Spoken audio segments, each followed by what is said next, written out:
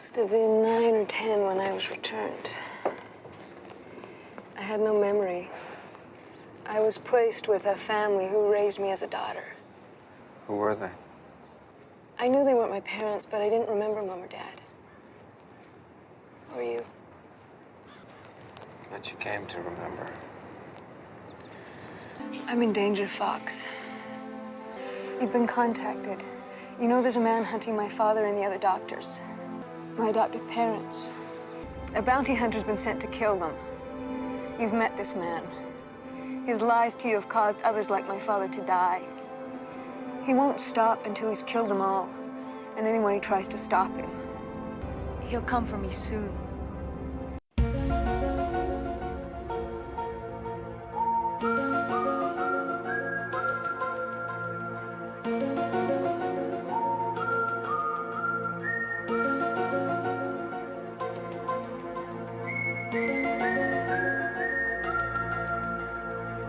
Hello, and welcome to Discovering the X-Files, the podcast in which a newbie takes a deep dive into the entirety of Chris Carter's universe while longtime fans escort me on the journey, a perilous journey filled with government conspiracies or weird monsters every other week.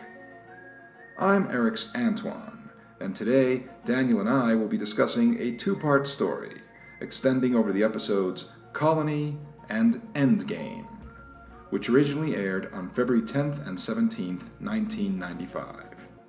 Colony was written by Chris Carter from a story he concocted with David Duchovny and directed by Nick Mark. Endgame was written by Frank Spotnitz and directed by Rob Bowman. In this two-parter, Samantha Mulder returns. But is it her? Or is she merely a ruse meant to draw Fox Mulder into a web of intrigue? In any case, Mulder dives headfirst into the adventure, as of course he would. It's his sister after all. He and Scully uncover human clones working on a top-secret project through various abortion clinics, and Mulder eventually winds up facing off against an alien hybrid Superman on board an abandoned submarine in the middle of the Antarctic. Man, there's a lot going on in this very exciting mythology episode, and in a moment, Daniel and I are going to talk all about it. Stick around.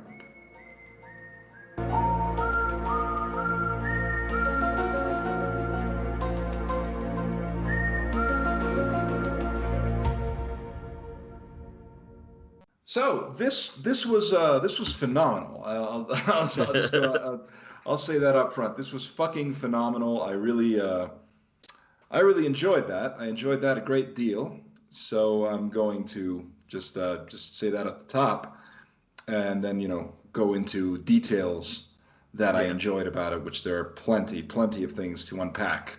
There's a lot going on in this episode. So much going on in this episode. So the first thing, obviously, is that I can imagine that this must have been a huge deal back then. It was. I mean, this is as event television as it gets, I would think, for anybody who would be a fan of the show. This is a big deal. I mean, I think that it's kind of rare to see, at least back then, to have such a huge sort of thing like that happen about halfway through the second season of a show. Mm-hmm. But this is like a major story events, and that are potentially show altering in big ways, right? And so I was just curious. I mean, why don't you start off on this one? Because I'm pretty sure this was a big one back then, and must be one of your favorites even now. It was, and it is. I didn't look at the air dates, so I can't remember if these were in consecutive weeks or if there was a longer gap. I think it was still running on Friday nights at this point. So sometimes, this is what are we 94 or are we 95 at this point? We're early 95. We're early 95. Okay. So early 95, I'd have been 11. I think it's still airing on Friday nights. Sometimes we'd go out and do stuff. My dad would set the VCR to record the episodes if we weren't going to be home. And I'm pretty sure Colony was recorded and I watched it, but distinctly recall pitching a fit and making sure we were actually home for me to watch the second episode as it aired, so I wouldn't have to wait. Yeah, yeah. That's a hell of a cliffhanger, right? For it to Yeah, go into one, like from one to the other. But I mean, I guess they must have also hyped the episode probably. because the reveal of his sister, which happens towards the end of the first part of the, Hmm. towards the end of Colony, the reveal of Samantha. What I'm curious about is, did people know going in that that was going to happen, or was that like a big whoa, like a huge shocking moment? Like that. That's what I wonder. If the creators of the show intended it to be a huge shock, like a huge twist kind of moment, or if it was the sort of thing where, oh, we're gonna meet his sister. He's gonna find his sister in this episode. Like if that was part of the hype building up to it. I wonder about that. Just going strictly off of memory, since I haven't gone back and watched the promos or anything for it, I don't remember that being a part of the marketing. I remember it being a surprise for me. I remember knowing going in that it was back to the alien conspiracy for an episode or two, and you had the shape-shifting alien bounty hunter, and that's all I remember knowing going in. But yeah, I don't remember them hyping the sister aspect. I'm pretty sure, at least for me, it was a surprise. Yeah, I mean, I think it works better if it's a surprise. Obviously, it's just that these days, because the internet was already around, it was in its early days, but it was there. It was around already, and I'm sure there were like the X-Files coincided basically with the early days of the internet. So there were already like message boards, user groups, whatever. And I'm sure people were already speculating. So that's like I'm wondering, because that's the way it is now. Now you go and message, people find out these things because they find out these right things. Away. And, right away.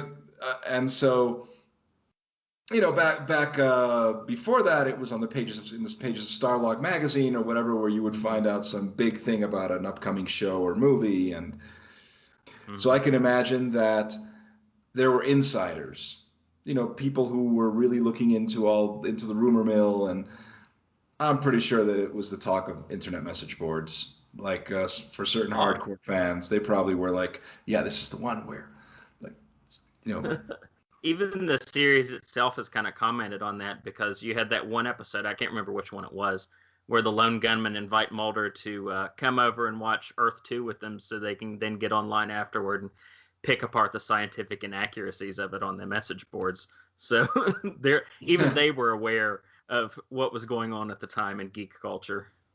Yeah, no. And speaking of which, in this episode, they make a big point of referencing the internet.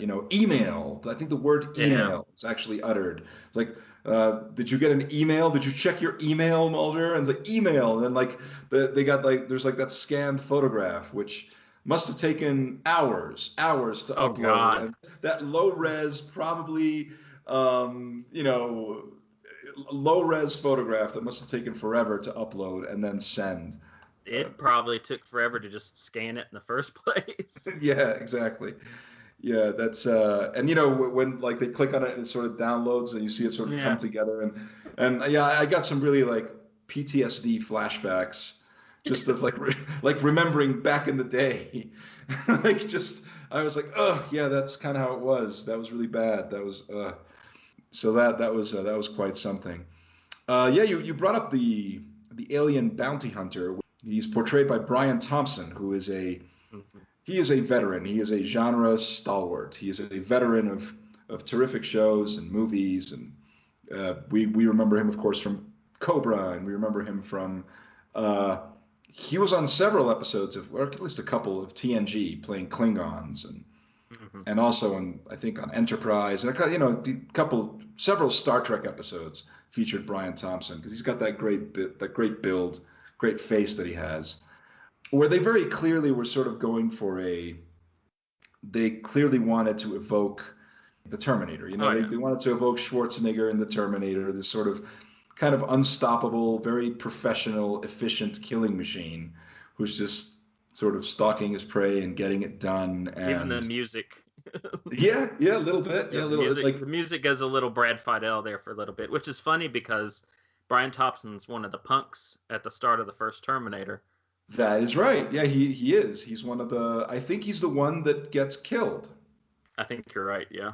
I think he's the one that like whatever that Schwarzenegger Fists basically, to death. yeah, fists to death. Exactly. That's the thing. Because Bill Paxton's there, but Bill Paxton doesn't get killed. He just gets sort of shoved aside, and the other guy comes with the knife, and I think that's Brian Thompson, and then boom, he's gone.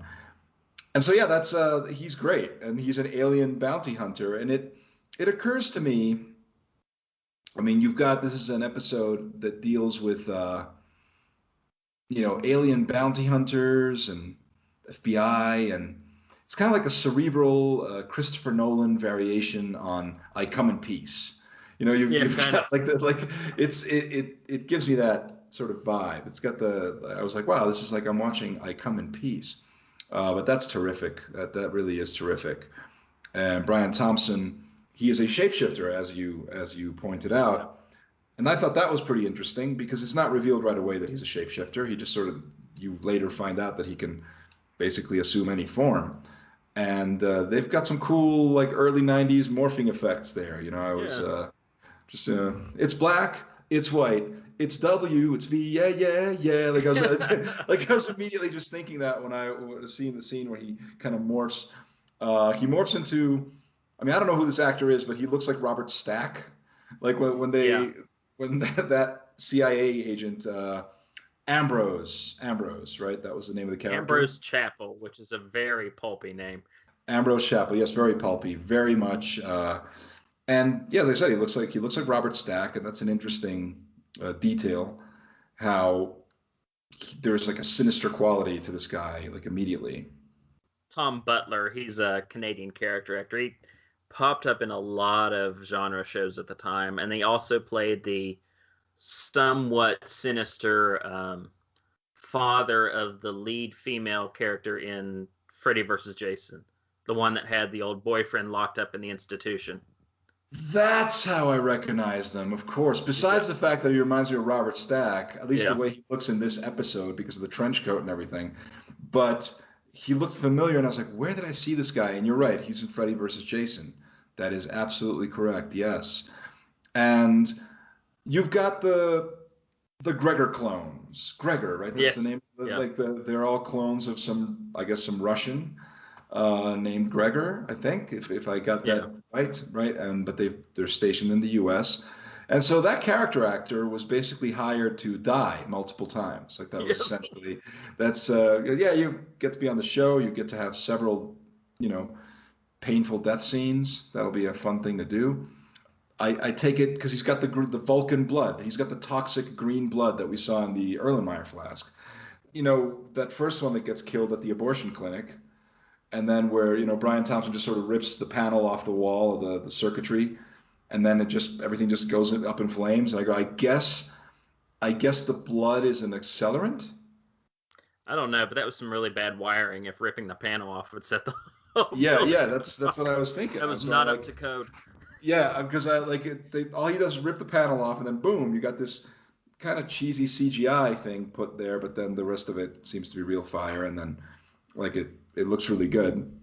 But I was wondering about that. But now here's the thing about the Gregor clones. Okay, so early on you see this guy get killed, you don't know what's going on, and then we find out that two other ones have been killed. Two other identical people have been killed in these other places, and I think they were also abortion clinics.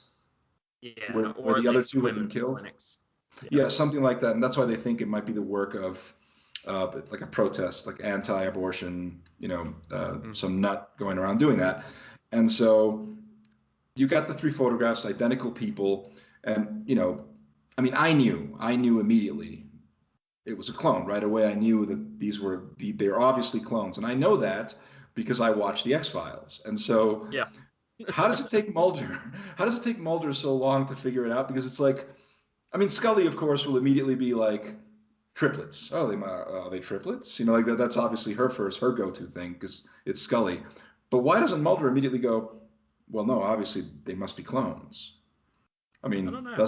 doesn't Mulder watch the X-Files? It's like we've been down this road. That would be I think the first thing that anybody would think. But that's an interesting concept that they're clones. I mean, they're clones of a subject that was abducted. Am I getting this right? And then they were fused with alien DNA. Yeah. So So they're they not could. entirely human. Yeah. Right, And right. and we get that big window jump where he just Yes. smacks into the pavement and then gets up, turns his head back around the right way, and takes off running, which is Yep. great. It looks Yeah. great. That is a great thing. I like when they walk into the apartment and then he sees Robert Stack standing there behind like Mulder and Scully, just like completely loses his shit and just like bolts for the window. I was laughing my ass off. That was a great stunt, first of all. Great stunt. Oh, yeah. Like going out the window, and then he lands and he pulls a Michael Myers basically because Mulder goes up to the window to see what's going on, gets up and walks away. Scully, at this point, Scully, it's like, come on, man. Like now you have plenty of evidence. Like how are you going to explain that one?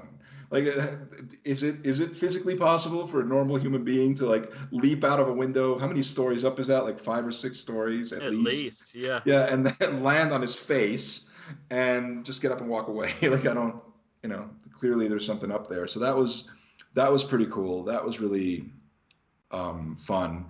A lot of fun. Just like a lot of fun, cool, exciting moments. The pace, it's just like, it's one thing after another. So after a while, you sort of get lost, but it's like really breathless.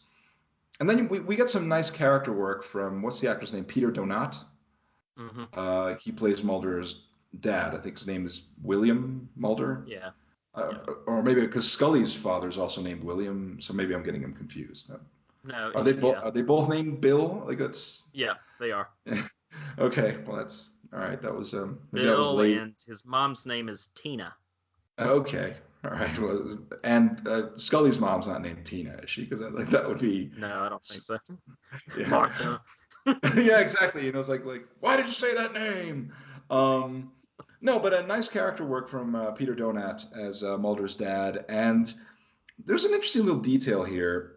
They have an odd relationship because they shake hands, which I found, at first I found a bit odd. Something notable that's how he greet. They shake hands. Mulder and his dad shake hands, and yet, upon reflection, that's sort of exactly the relationship that Mulder would have with his parents. Like it sort of seems like you kind of expect them to call them Mr. and Mrs. Mulder. There's a weird disconnect.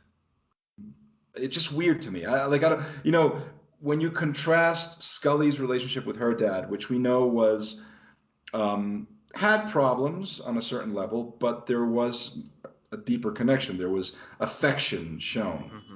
You see them embracing, and you get that. But Mulder and his parents, that's just weird to me. It's weird. I don't know is this an issue? Is this something that is later explored more? Yeah. You can tell he has a warmer relationship with his mother from the one scene that he has with her when she's sitting in her bed. But the other interesting nugget that's dropped there is when he gets the initial phone call, I think he initially picks it up and says, "Mom," and then he goes, "Dad, why are you at Mom's?"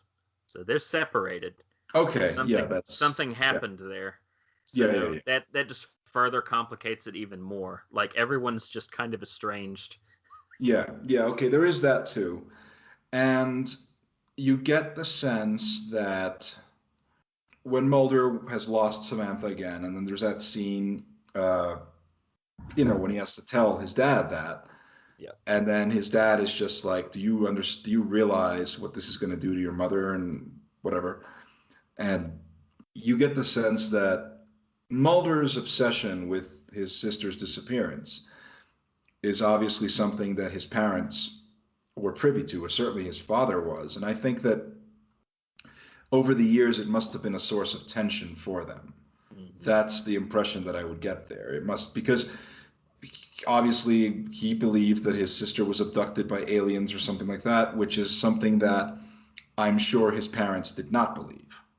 Yeah, his dad makes a comment before he tells him what happened that something along the lines of you think you can come to terms with the fact that it's not going to change, basically implying that he clearly thought she was dead and never coming back, and he had made peace with that, and then now he's outside chain smoking because she's effectively sitting in the living room talking to the mother. So my guess is, and this isn't going off of memory because I don't quite remember all the details of how they tackled this particular aspect of the disappearance, but the assumption is that Dad gave up, Fox did not, and then maybe Mom she seems like the type that would have just stopped talking about it and not wanting to acknowledge it one way or another. Right, yeah. And since this happened on Mulder's watch, this happened on Fox's watch, there's a part maybe that, just like Mulder, I'm sure feels guilty about the fact that he wasn't able to, protect his sister. But on some level, his father is probably like, we left you to take care of her and you lost her. You should have been looking out for her. There's a part of him that I'm sure always sort of blamed him for it on a certain level, or at least resented him for it. And an event like this, the disappearance of a child, the death of a child, creates strain on any marriage. Mm-hmm. So clearly this was a huge event. And as you mentioned, the Mulders, Mr. and Mrs. Mulder are, they are estranged. And probably this began to happen around that same time, around the time that the sister disappeared. At least it's an assumption that we can make. Yeah, or not long after. Yeah. Yeah, or not long after, and probably, yeah, their version of it, that what they probably assumed was that someone broke into the house and took her, or she stepped out, or whatever. But the point is, they probably believed that she was taken by another human being and presumably killed, and so that's what they have been. That's the story that they eventually had to accept and tell themselves, and now here she shows up again, and it's a big deal, that she shows up again. I thought it was an interesting thing where, the next morning when she's sitting out on the deck there, and then Mulder goes out, and she remembers, she brings up the game of Stratego that they were playing the night that she disappeared, and I thought that was an interesting detail because in the flashback scene, which I believe is in Little Green Men, in that flashback scene, they make a point of showing that they're playing Stratego, and like that made an impression on me because I remember playing that game when I was a kid. Right. And so now that tells me that was a deliberate thing, because Chris Carter probably specifically wanted it to be Stratego, for whatever reason, chose Stratego, not Monopoly, not Connect Four, not Operation, not any like specifically Stratego. So I guess Chris Carter must have liked Stratego growing up. Yeah, without going into any detail, the show will eventually cover more in regards to the disappearance and the reasons for it from multiple angles and the fallout from it as well. Like we'll get to that stuff as it goes on. I don't doubt that. I would imagine so, because this has been unresolved now, so we're going to keep coming back to it, I'm sure. It's an interesting detail that it turns out not to actually be Samantha. Yeah. We'll get into that in a minute. The one thing I wanted to also point out, it's in the first half, and I think this is during Colony. There's this one element where like Mulder and Scully keep missing each other. Yeah, like, phone tag. Yeah, they're playing phone tag basically, and there's an aspect to that that's almost farcical. Oh yeah. That's almost farcical, because like the ultimate punchline for me was when she leaves her cell phone in her fanny pack. Yeah. And I remember thinking to myself, well, yeah, I guess this is 1995. Because if it were a smartphone, she probably would have taken it into the can with her. If only it had been a smartphone. But that was funny to me. And so that is almost farcical, like the fact they keep missing each other. Of course, on another level, they're building suspense because to that obviously moment builds, in the hotel room. Yeah. Yeah, exactly. When he finally gets her on the phone, and he's also standing in the doorway. Yeah. That's a great that's just a great way to end the episode, because that's just a hell of a hook. I mean, as you're watching it as one sort of long chunk, but that's a hell of a hook.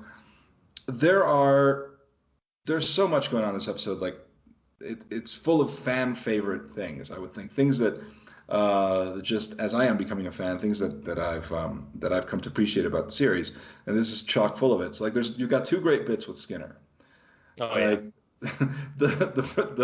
I mean, he's always great, but my point is that I love his exasperation when he's basically ambushed at Mulder's apartment.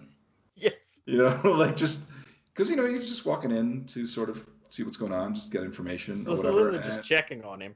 Yeah, he's just checking in because it's like, yeah, you haven't called. I'm like, what's going on? And you got Samantha coming up behind him with like the ice pick and all that stuff, and then you're going like, and just the way he goes like, what the hell is going on here? Like just like his reaction is Mulder's sitting in the dark like James Bond with a light off and a gun in his hand.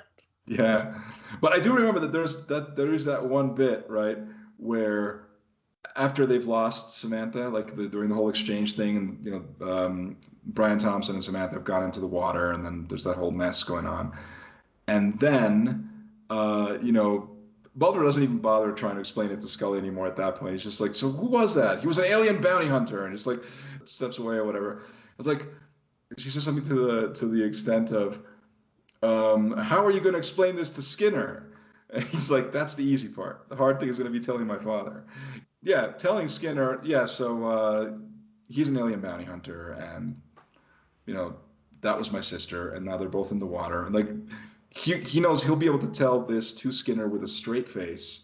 Yeah. And Skinner will sit there and be like, okay, and then, like, he'll take it all in and believe it. And it's just that's really funny to me, like the concept of what Skinner represents, that Skinner is not really an antagonistic force to what the X-Files is. I think he even says that at one point, right? Because they have that scene where he's talking to him in the office.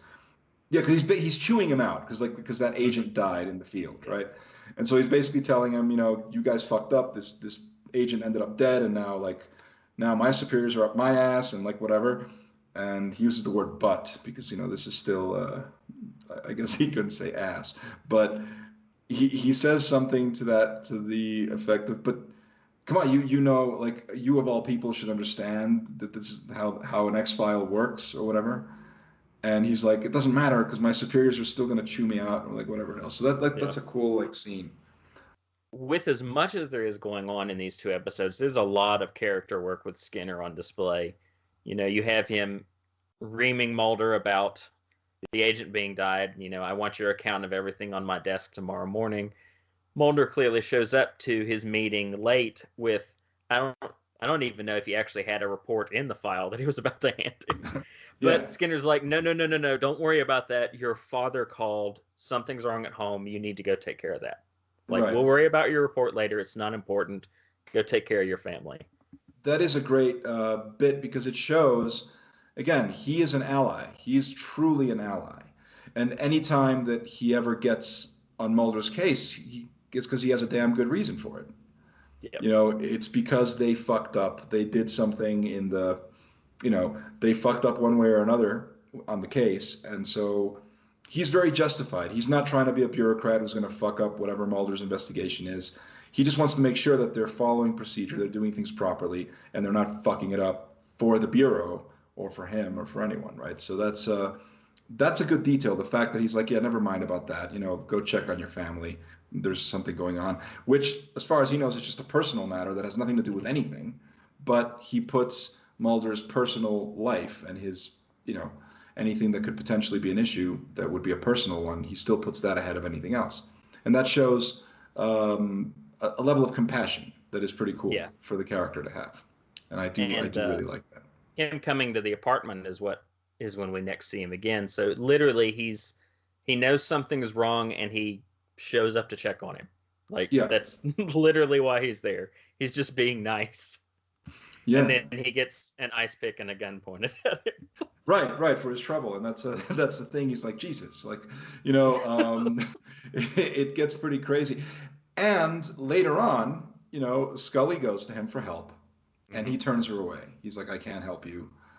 But there is that bit, like once she leaves his office, they focus on him where that he's going like, yeah, I'm gonna have to help her. Fuck. Yeah, he throws the pen on his desk in frustration. Right. I can't just let it go. And that leads to the other great bit, which is his amazing fist fight with X at the elevator. And I love that that got a huge laugh out of me, because he has that fist fight with X in the elevator. He's got him at gunpoint. And X has that great line, which is like, I've killed men for much less, or whatever it is. Right, saying. And so like that whole thing, right? They're in the elevator, and then cut to like Skinner all banged up at the door, giving Scully, it's like, well, Mulder chartered a flight to Alaska, or whatever it is that he says to her, and that just got a huge laugh out of me, because the fact that what Skinner is putting himself through to help these people. Yes. You know what I mean? Like, he is risking death literally at the hands of X, and he gets the shit kicked out of him. He gives as good as he gets, but still, I mean, it's a tough situation there. So that I thought that was great. It's funny because that scene also makes good on the fact of how imposing Skinner looks. Like, Mitch Pileggi is built like a tank in this show. He's a huge guy. Yeah, no, he really is. And here you see it, because he towers over Stephen Williams in a certain sense, right? Of course, Stephen Williams has a certain ruggedness to him, so you also feel that he's a guy who can take care of himself, and so it's fine. And we've seen him as a guy who can take care of himself. And with Missing in Action, I think he's in Missing in Action 2 or 3 or one of those. But that's like that's pretty intense. And yes, X has some great bits too. I love that when he goes to meet Mulder. I love that exchange where it's like, how was the opera? And he's just like, wonderful. I've never slept better, or something like that. Yes. Like, that was a great line. And but and X once again doing what he always does, which is basically telling Mulder he's basically the opposite. Like he serves a similar function to Deep Throat in that he has to provide exposition. And he's there. But in terms of his story, like his actual function, the way he works with Mulder, he never, he rarely helps. He's always there to tell Mulder, walk away from this, walk away from this, walk away from this. And this is once again one of those times. Rather than egging him on or encouraging him, as Deep Throat used to, he's basically always there to discourage him. He gives him some info sometimes, but more often than not, it seems to me that he's always showing up to sort of dissuade him from pursuing something. Which never works. Well, of course it never works. It only emboldens Mulder to just pursue it further. But I just think it's an interesting dynamic that they did that, where it wasn't just let's replace Deep Throat. They gave him a character that is not exactly the same. He's not exactly the same as Deep Throat. And I think that's interesting to me, because they could have just said, okay, he's just Deep Throat. He's just another guy, but he basically functions exactly the same way as Deep Throat. But no, he's got other layers to him. He's got other shades to him, which make him interesting. Apparently, Duchovny contributed to the story, at least in the first part, because the first part of it, Colony, has a story by David Duchovny credit.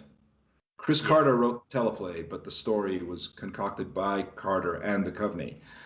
So clearly he was pushing for something like meaningful for his character. He wanted something meaty and meaningful. And this speaks to sort of what I was saying earlier. It would seem like it seems too soon, right, for them to be going here, like only halfway through the second season. But in my opinion, it is better than to continuously keep stringing the mystery along. You know, it's like the way other shows might have done. Like in a newer series, Samantha might have shown up like for the season 4 cliffhanger or something like that.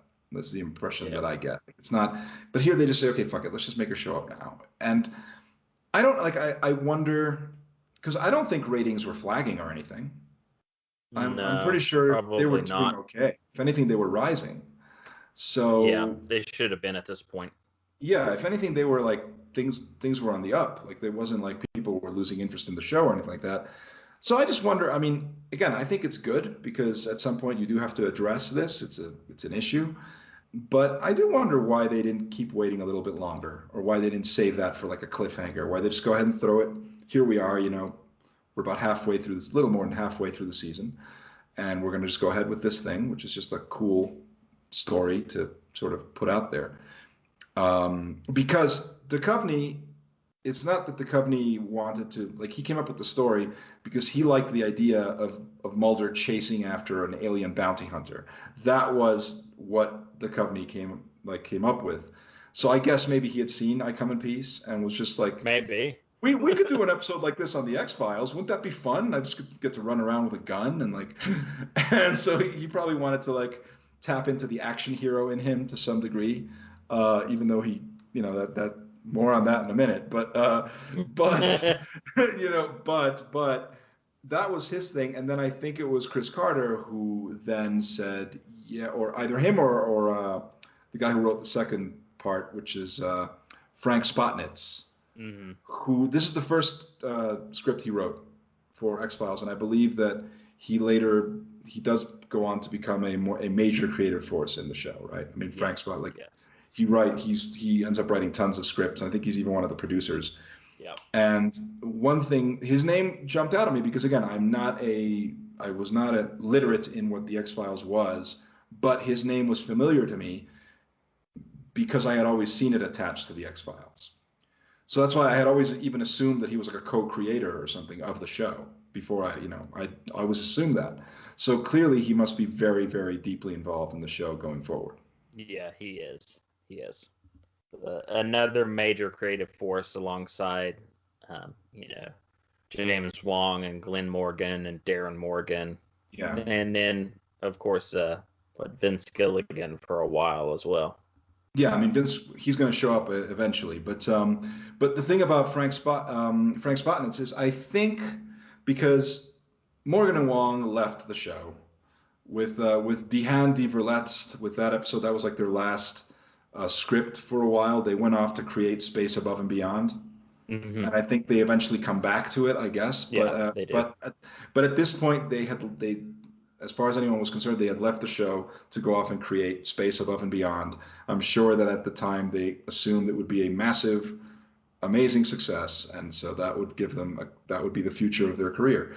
And so, I guess Frank Spotnitz was brought in basically to replace them in a way, like to sort of serve whatever function, because they were producers on the show as well as writers. So so he clearly came in to replace them. But he again, good writer, good ideas. And I believe it was his idea to bring in Samantha.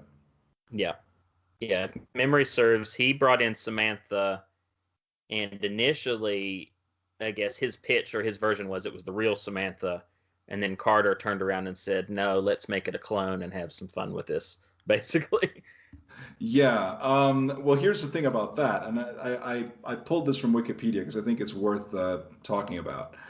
Because Carter is the one who kind of vetoed the idea of making it the real Samantha. I'm taking this from Wikipedia. Carter did not want it to be the real Samantha since that would have been straight science fiction. and it was too ridiculous to give. It was too ridiculous to give too many answers. Right.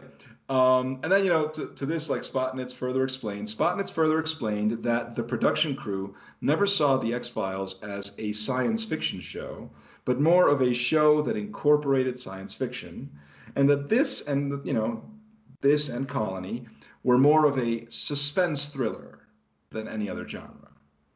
And all of this kind of makes Chris Carter sound like a bit of a pretentious dick. Yeah. Which, all due respect, okay, all due respect, he probably is. But you know how I was, you know, I said that it was basically a Christopher Nolan version of I Come in Peace. Yeah. So I see that Chris Carter and Christopher Nolan have a little bit in common, in that they're pretentious and they don't want to acknowledge the material that they're doing. It's like they don't want to acknowledge the pulpiness of it. Like they essentially, because come on, of course it's a sci-fi show, and it's like, of course it's ridiculous, but you've got, you know, alien clones running around with green blood that is toxic and like that kills people, and then you have like this alien bounty hunter who can like shapeshift using, you know, special effects from Michael Jackson's Black or White video, and you have all of this stuff going on, and you're worried that making Samantha is too ridiculous. Like I don't even know what that means. Why would it be ridiculous? Yeah, I mean the idea that she was abducted by aliens in the first place is already ridiculous. So Yeah. You draw the line at her coming back. Like I don't, you know. Now from a story perspective, it makes more sense to sort of, okay, for it to not be Samantha, because it gives them an opportunity. Because if they had just killed Samantha off now by throwing her off a bridge, it'd be way too early and it would be a waste. You know, it'd be like, okay, you bring her back just to kill her? Like, what's the fucking point? Don't do that. You know, then don't bother bringing her back, because it's like, I mean, sure, kill her, but, you know, kill her in the first episode that you bring her back. I mean, you know, so it makes sense that, okay, these are clones. And it potentially opens the story up to future possibilities, because now, obviously, they're clones of her. And that was the part that confused me a little bit, because when Mulder shows up at that place and sees all the clones, I guess it's the clinic, another clinic or a place where they all are, right? Yeah. And they say something to the effect of, "This is the original one, the one that we all sprung from," or whatever. At first, I thought that meant that was actually Samantha, but they just mean that that's the first clone. Yeah. Like, yeah. Yeah, they make some comments to the effect that, you know, she is still alive. If you help us get out of this building, or at least help her get out of this building, clone number one, you know, we'll tell you what you want to know. But of course, by that point, he's so pissed off at all of the lies and deception that he doesn't give a shit anymore, which in turn leads to Brian Thompson just killing the shit out of all of them. Yes, exactly. After, you know, Mulder is unable to stop Brian Thompson. Something I like about this, to my point earlier, because I was saying how Mulder clearly wanted to do an episode where he gets to run around chasing after an alien bounty hunter, which, fine, you know, he liked I Come in Peace, and he thought he could be a Dolph Lundgren or something. But actually, one thing that I appreciate about it, I like how neither Mulder nor Scully are like traditional action heroes. Yeah. And, you know, Mulder in particular gets cold cocked, gets the shit kicked out of him multiple times. And this episode alone, okay, he's chasing after one of the Gregor clones and gets like hit by a car. Oh God. He continuously is unable, like he tries again and again to, you know, get the drop on Brian Thompson and can never do it. Like he can never pull it off. But I think that's refreshing. And I wonder if that was a problem for some people. The fact that he was very incompetent at being an action hero. Like if there were people who were like, can you at least have him get the drop on someone sometime? Can Mulder ever kick someone's ass? Like, was there any? Is this something that ever came up?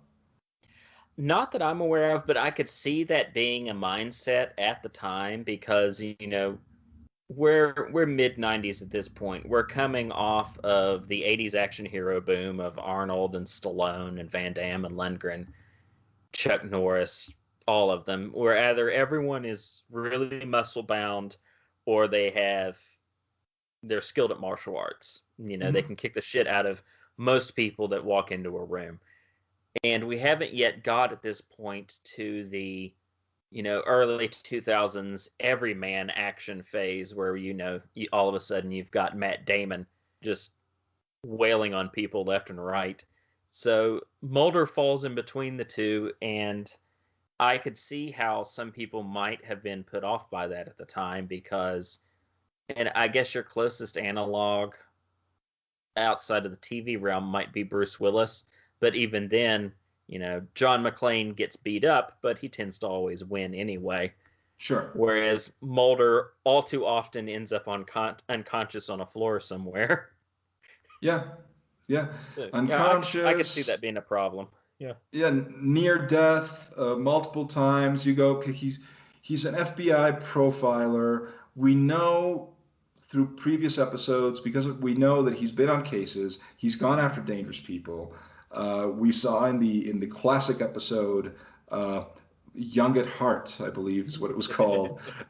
We saw how he was involved in a case where he almost got the drop on a criminal that he should have shot.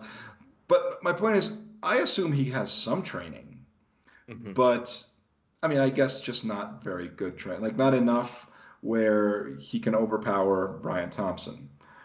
You figure he's probably pretty good with a gun. He can probably get a good shot in. Yeah, he's probably a good shot. He seems like the kind of person that would keep up his target practicing. I mean, we never really see him doing that, but he's enough of a loner and absorbed enough in his job that he seems like the kind of guy that probably goes to the firing range once a week. And Scully is pretty much, and I mean, they've admitted as much. She's basically Clarice Starling. I mean, that was the inspiration.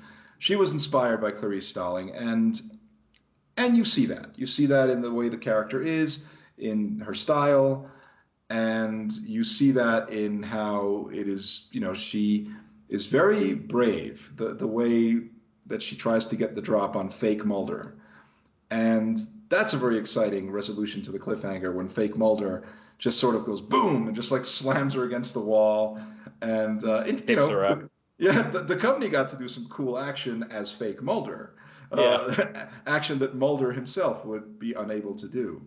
I have to say, though, like Scully really should be far more injured after what Brian Thompson really wails on her. That was like rough. She gets off with like a scratch on her forehead or something like that. It's like, and she's still fairly fine. But he not only that, he like tosses her through that like table, like it's like a glass coffee table. So you go like, that's fucked up. That's like ouch. That's that's rough. Yeah. That and Mulder getting hit by the car, where he's just sitting in the middle of the street wheezing, begging her to run after that Gregor. And all I can think of is, you really need to take him to the hospital right now. This is not good. That's a bad hit. It's like he goes on the car, he slams into the windshield shatters, he rolls. It's a hit and it's not a hit and run because I think the guy gets out to see if it's okay. Yeah. But he gets, that's a bad hit, and then you have Scully who gets like slammed against the wall, like slammed through a glass coffee table, and Standards and Practices apparently insisted on adding a grunt when Scully gets thrown through the table so that viewers wouldn't think she was dead, which seems to me like, I think viewers would assume that if they're going to kill off Scully, we're going to know she's dead. So if she gets thrown through a glass coffee table, we figure she'll probably survive. But what surprised me was just that, like, she survives a very bad attack. She gets away with just a scratch on her forehead or something, and she's like fine. And she would have like a concussion easily, or she would need very, very serious medical attention after what happens to her. Just as Mulder would also, like, I'm surprised he didn't break his knees or something, like slamming down onto the pavement after getting hit by that car. But again, going to the whole thing about them being action heroes, I like that they're not traditional action heroes. I like that they are, they are investigators. They are not, they're people of thought, not people of action. Yeah. And they go into action when it's necessary, and they do it within their skill set, which clearly is not hand-to-hand combat. And so, turns more into a kind of a battle of wits and things of that nature. And I enjoy that. But I can see how maybe people at the time might have complained, fans and the suits on the network, who were like, come on, can't he be a cooler kind of action hero? Like, you brought up Bruce Willis. And yeah, he's like closer to that. He's closer to like an everyman kind of action hero. Bruce Willis, or maybe like one of the characters that Harrison Ford might have played. Yeah. You know, not Indiana Jones, but like, you know, Jack Ryan. You know, that's sort of I think the Mulder analog. And so they were kind of hoping that it would be that, closer to that, maybe, I would imagine. But, you know, Harrison Ford is Harrison Ford, and he does what he does. But I like that Mulder is not Harrison Ford. I like that Mulder is somebody that he's not necessarily going to be the guy that beats the shit out of the bad guy or whatever else. And I like that Duchovny as an actor is not vain about that. Because, you know, a lot of movie stars, they have a vanity to them. You know, yeah. they want to, like, I remember seeing a behind the scenes thing on 24, right? And they're shooting one of the last episodes, I think it's of the second season of 24. And in the second season of 24, you know, towards the end, the villain played by Tobin Bell has got the drop on Jack Bauer, you know, and he's got the gun, he's ready to like take him out, and then like I think a helicopter or something comes up and blows him away, like at the last minute, and saves Jack Bauer's life. And in the behind the scenes, you kind of see John Cassar, the director of the episode, sort of off to one side discussing the scene with Kiefer Sutherland, and he's basically discussing how the suits or whoever's like they want you to kill the bad guy, right? Like and he says, yeah, that kind of bothers me. Like I kind of want to also. No. and so they basically have to convince Sutherland to accept that, no, man, you know, it's going to be more suspenseful, more exciting if like he's got the drop on you and you get saved in the nick of time. And so there you have a situation of a star, you know, of a TV star at this point, like being an action hero and sort of wanting to be the action hero, wanting to be the guy that blows the bad guy away or whatever else. And you know, I guess in the case of 24, that's compensated because, okay, you didn't get the drop on this bad guy, but don't worry, we'll have plenty of seasons where you'll get to torture bad guys and kill plenty of bad guys, like many times. So don't worry about that. We got you covered, Kiefer. But in the case of Duchovny, he's got no vanity about it. He's like, yeah, sure, I'll be the guy who's like, I'm chasing after and I get run over by a car, or you know, I'm trying to get out of the place. Brian Thompson shows up and mops the floor with me. And later on, when I've got the gun on him at the submarine and I've got him handcuffed and I've got him, you know, like he's gonna cold cock me, and it's just like that's how it's gonna be. And so I like that he accepts that because it's unusual. And it's kind of fun, and I enjoy that. Yeah, two things on the action front. In terms of Scully, I like, and I guess it feeds also into the Dwayne Barry and the Donnie Pfaster thing of her, I don't want to say getting over her trauma, but being able to move past it. Because once the trade is made on the bridge and she's walking towards Mulder, she's not scared, she's not worked up, she just looks exhausted and pissed off, and she kind of just gives him a look, right, all right, you've got this, I'm gonna go rest in the car. I just need to like sit for a moment. And then on the flip side, you have our alien bounty hunter who really harbors no actual ill will towards Mulder. He's literally working like a professional hitman. He's only going to kill who he has to kill. He's there to do a job and leave. So he's not mad at him. He's just frustrated. Yeah. And he even tells him, he says, if I wanted you dead, you know, I could have done it 100 times over already. And I love how he just takes him to the top of the submarine, tosses him over the edge, and uses the hatch to break the handcuffs. And he's like, all right, I'm gone. You know, you just go deal with your bullshit outside. It's time for me to go home. Yeah, it's like, you're on your own, pal. Like, I'm not going to kill you. I don't give a shit. I really don't give a shit. And it's like, I already did what I came here to do, and I got to go. So good luck, by the way, like out there on the ice. Like, I don't know how you like it's sort of like, I'm not going to kill you, but I'm not going to save you. Yeah, that's a good detail.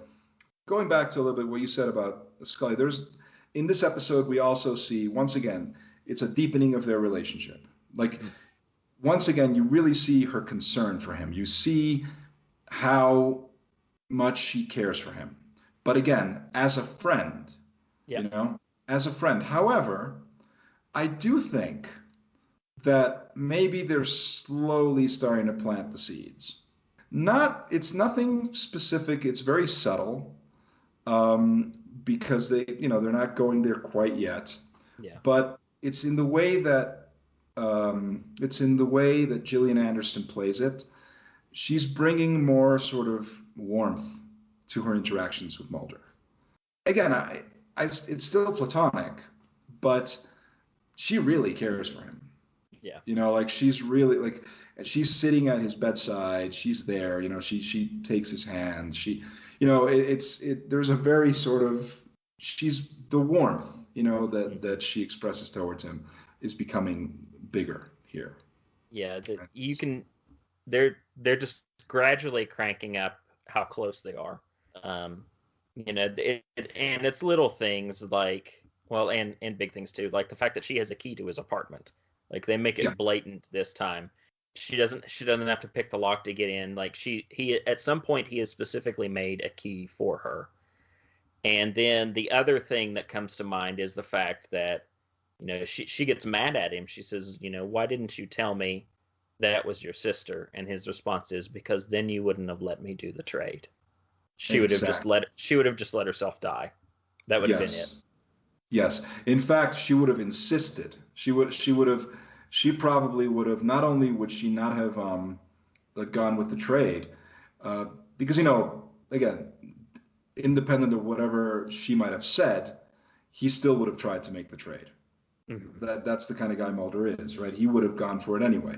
But she would have probably sabotaged it somehow. She probably would have made the alien bounty hunter kill her or something, just to protect that from Mulder. Because if she understood just how important this was to him.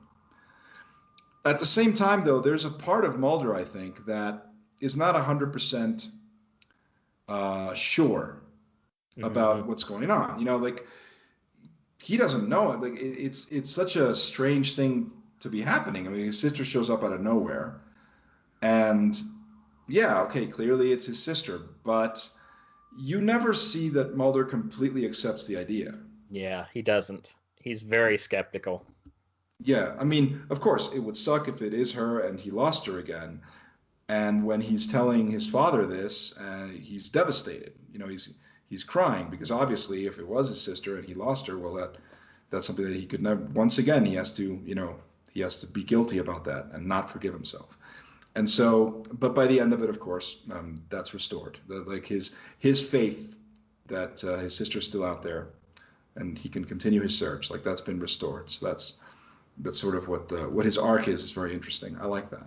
So yeah, this is a tremendously exciting episode. I would probably say that it's the most entertaining mythology episode to date. I would agree. Yeah. I really had a lot of fun. I had a lot of fun watching this episode.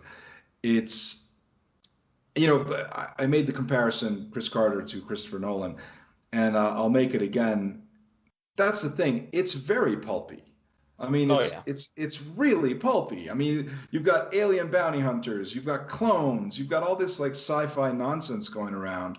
And yes, there's a coat of sophistication over everything, but it's extremely pulpy and fun, Again, like Christopher Nolan does the same thing. He makes these movies that are very, very pulpy, very, very pulpy entertainments. Yep. And he sort of dresses them up with this coat of sophistication. But whether you're talking about Inception or even Tenet, or this is pulp nonsense. Like, I love their work, and I understand why they're pretentious dicks. But it's kind of annoying that they're pretentious dicks. You know what I mean? Like, it's funny to me. I go like, you don't need to be pretentious about this. Like, just admit that you're doing pulp. Admit that you're doing entertainment, just like fun pulp. And it's almost like you're embarrassed by the trappings, but you were inspired by like Kolchak the Night Stalker, and you were inspired by pulp stuff. So it's no different from Spielberg and Lucas being inspired by, sci-fi comic books and whatever to make their own big budget sort of B movies. You're doing the same thing. You're just doing it on a, maybe the tone is a bit different or whatever, but you're doing the same thing. So don't be embarrassed by it. Embrace it. And yeah, I agree. I look at it that way. I sort of, to that end, I like the way Ridley Scott does it, because he's kind of in a similar boat too. Ridley Scott also makes these big movies, which are ultimately, most of them, just pulp. And he puts a very kind of elegant sheen on them. He makes them, they look terrific. There's a pretense of sophistication, but in the end, this is pulp. You look at, Prometheus, just a big, glossy monster movie, really. And so, yeah. But the difference is Ridley Scott doesn't seem to be embarrassed, but he seems to realize that that's what he's doing. He seems to understand that Gladiator is an action picture. It's an action adventure movie. It won all these awards, whatever, it's all prestigious, but he was just making an action adventure movie and whatever else. So that's what I mean. Like, he seems to embrace it. He doesn't seem to be ashamed of what he's doing or like embarrassed by it in any way. And I think that that's interesting. Yeah. It's funny on both fronts because, Nolan has that public attitude about it. And he'll talk about the fact that Blade Runner really inspired a lot of the look of Batman Begins and how he did stuff, and then there's this layer of art house pretension around everything. But he still put Rutger Hauer in the movie, and here the casting didn't quite work because of scheduling. But Chris Carter originally wanted Darren McGavin to play Mulder's father, so you literally would have had Kolchak birthing Fox Mulder. Exactly. So that's the way I see it. Spielberg understands that. He never walked away from it. We know that. He knows he's just making fun B movies, just that he enjoyed when he was a kid, and for the kid inside him. And so for Last Crusade, he cast James Bond as Indy's father because that's what that was, and he completely that's what it was. And in interviews, that's how he says it. He said, of course it had to be James Bond. Of course he had to be Indy's father because that he is Indy's father, technically. So so that's the thing. I mean, I think, again, not knocking them. I get it. They're pretentious dorks, but yeah, it's funny just to me. Funny. Yeah. It makes it funny. So like, my final word here, though, is I'll say, like I said, I really enjoyed this episode, and I'm really starting to think, at least for now, that I'm falling on the camp of mythology.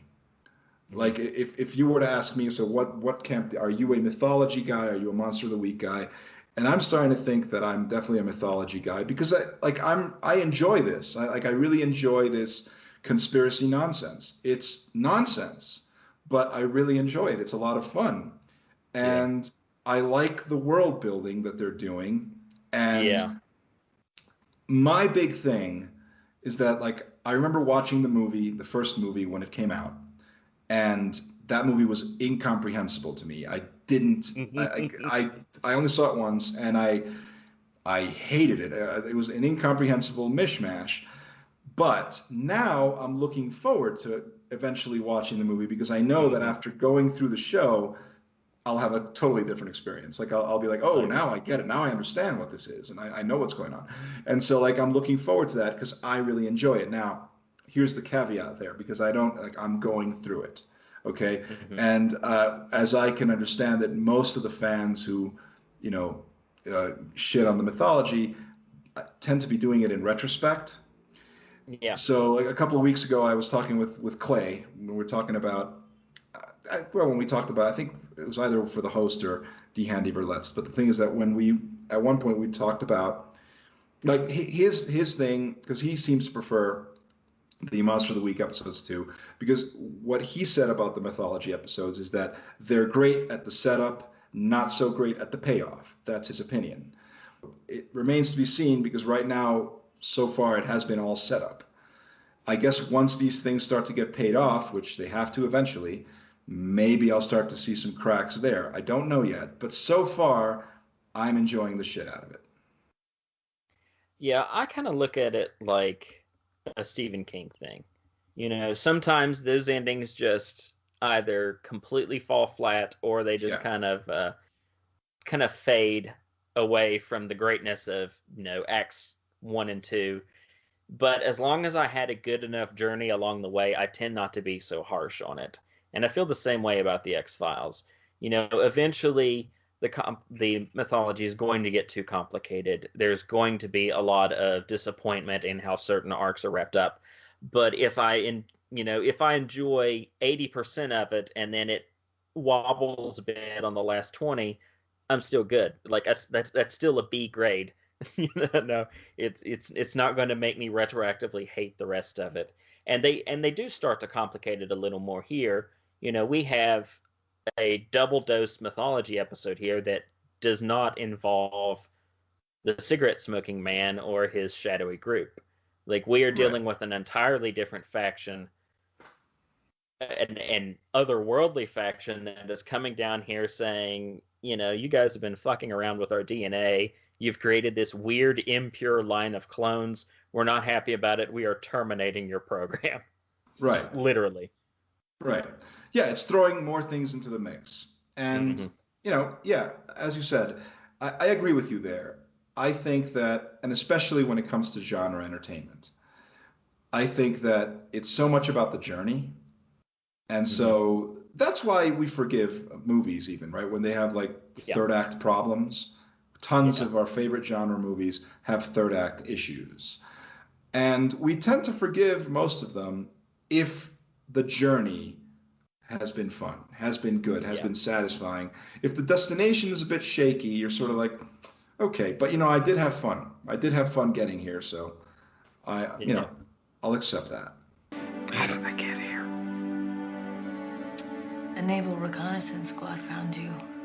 They choppered you to Eisenhower Field. Thanks for ditching me. I couldn't let you risk your life on this. Did you find what you were looking for? No.